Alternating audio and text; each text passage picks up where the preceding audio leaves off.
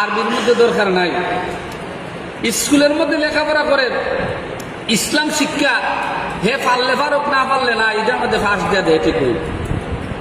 ইসলাম শিক্ষার মধ্যে অজুর শিক্ষা আছে, অজুর ফরজগুলো আছে, নামাজের ফরজগুলো আছে, নামাজের ওয়াজিবগুলোও আছে, আলিফ বাতাও আছে, নুন সাকিন তনবিনিতাও দেখছি আছে। এখন জানি না আসেনি না নাই, কিন্তু দেখা যায় এই ছাত্ররা যদি আপনি জিগায় খসান দে বাবা অজুর ফরজ কতটা, হইতে পারে না, বৈত্য আছে ঠিকই।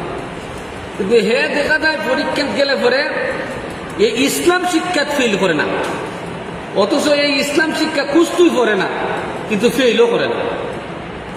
ছাত্ররা ইসলাম শিক্ষা বই একদম পড়েও না, এটার ফাইভেডও লাগে না, বাইবেডও লাগে না, কিচ্ছুই লাগে না।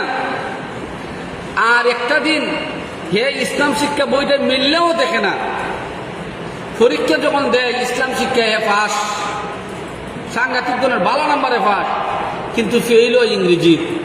যে ইংরেজির মধ্যে শিক্ষক দুইজন লেগে গেছে, বাড়িতেও বইয়া পড়ে, ওই ইংরেজির মধ্যে সে ফেল করে লায়, অঙ্কর মধ্যে গিয়ে ফেল করে লায়, জ্যামিতির মধ্যে গিয়ে ফেল করে লায়, পাটিগণিত বীজগণিত গিয়ে ফেল করে লায়, কিন্তু ফেল করে না খালি শুধু ইসলাম শিক্ষা। ঈদের মধ্যে এত বড় বরকত, জিগাইলে পরে পারে না বিসমিল্লাহ, কিন্তু ফেল তো করে না, ফেল করে না। তাহলে দেখেন কেমন অবস্থাটা। এটাও হলো আমাদের দেশে একটা তথ্য সন্ত্রাস, ইসলামের বিরুদ্ধে একটা সন্ত্রাসী করা, বইয়ের মাধ্যমে লেখাপড়ার মাধ্যমে আমাদের সাথে যুদ্ধ ঘোষণা করছে ইসলাম বিদ্বেষীরা। কারণ আপনি দেখবেন অধিকাংশ স্কুল কলেজের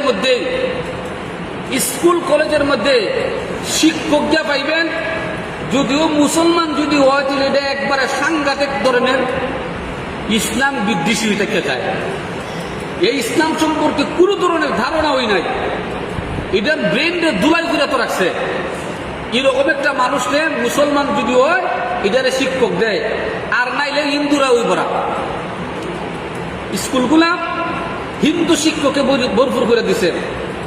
এমন গ্রাম আছে যে গ্রামের মধ্যে হিন্দু একদম নাই, কিন্তু ওই গ্রামের মধ্যে শিক্ষকরা তো রাখছে হিন্দু।